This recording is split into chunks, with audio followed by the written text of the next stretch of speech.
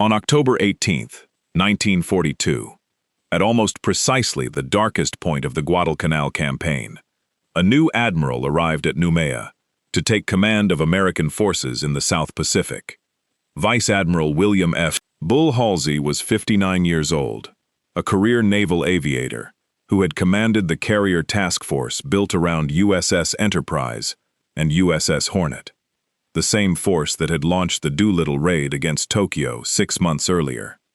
He hadn't yet issued a single order in the theater, but the moment word spread that Halsey, not his predecessor, was now in charge, it produced an immediate lift in spirit among the Marines and sailors who had spent 2 months fighting on starvation rations under nightly Japanese naval bombardment. This is the story of what Halsey actually did in the weeks that followed, the documented decisions that turned a campaign several senior commanders privately feared was slipping away into the point where Japan's momentum in the Pacific broke for good. The man he replaced, Vice Admiral Robert L. Ghormley, had commanded the South Pacific area since June 1942. It was his first real operational command, after decades mostly spent in staff and diplomatic postings, including a stint running U.S. naval forces in Europe. By October, Nimitz had lost confidence in him. Nimitz's own assessment, recorded by historians who reviewed his papers, was that Gormley had grown too immersed in detail and not sufficiently bold and aggressive at the right time.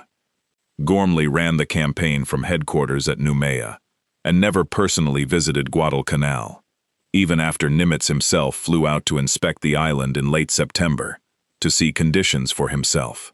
Nimitz sent Admiral King a request to relieve him and got an immediate yes. On October 18th, Halsey was handed the dispatch putting him in command of the entire South Pacific, not the assignment he'd originally been sent south to take. He'd been headed to the theater to take over a carrier task force. Nimitz redirected him to the top job instead. Halsey's arrival came at a genuinely dangerous moment. The Marines holding Henderson Field were down to reduced rations, and Japanese ships were running nightly bombardment and resupply missions through the waters around the island, a stretch of ocean that had already earned the nickname Iron Bottom Sound for the number of ships sunk there since August. Within days, Japan began massing forces for one of its largest reinforcement and bombardment operations of the entire campaign, an attempt to knock out Henderson Field's air power before landing a fresh wave of troops. Halsey moved fast.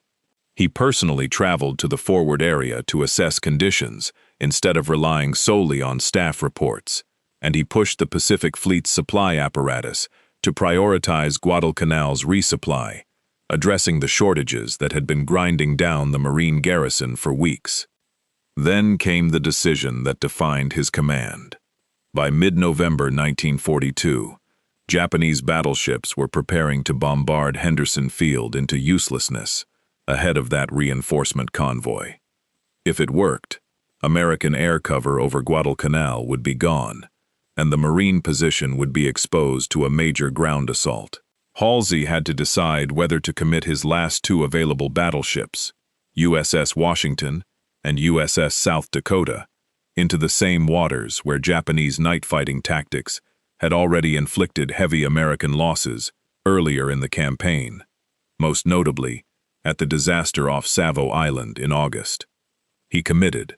Tactical command of the engagement went to Rear Admiral Willis A. Lee, a former Olympic rifle marksman turned gunnery specialist, who had also become one of the Navy's leading experts in the still-new tactical use of shipboard radar. Lee flew his flag aboard Washington itself, putting him in direct command of the force he'd helped design the tactics for. Halsey set the strategic decision: commit the battleships or hold them back, and left the tactical execution to Lee once the ships put to sea.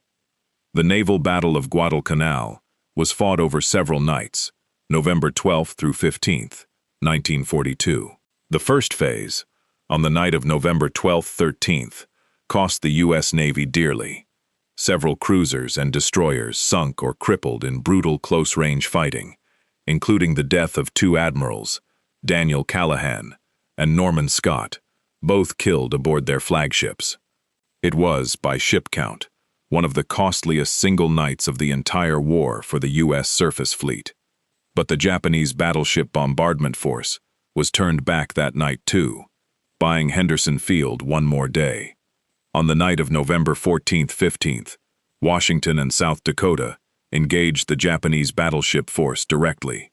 South Dakota suffered electrical failures early in the fight and lost most of her radar and fire control, leaving her badly exposed and taking serious damage.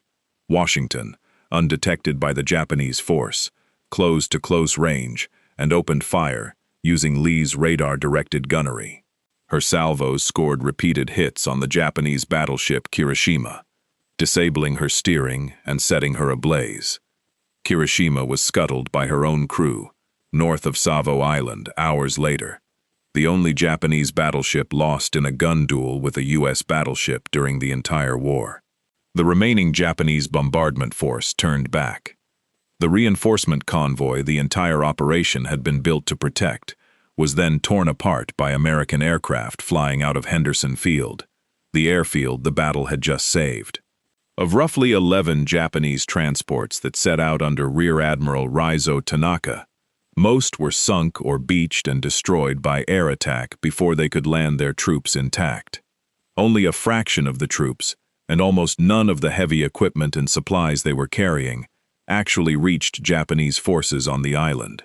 It was the last serious attempt Japan made to reinforce Guadalcanal in strength.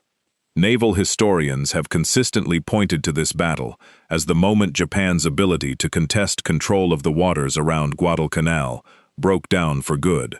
American losses in the surface actions were real and heavy.